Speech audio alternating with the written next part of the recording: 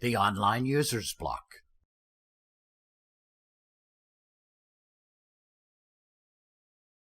The Online Users block shows a list of users who are either currently logged into the Avenue course or who have been recently on the Avenue courseware.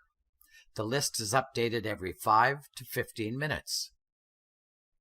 If you click on your own name, you can quickly go to your profile page and locate your own resources like blog entries, forum posts, etc. If your device has a mouse, you can point the cursor at another person's name and you will see their last activity in the course. For example, Maria Guptez's last activity in the course was 2 minutes and 53 seconds ago.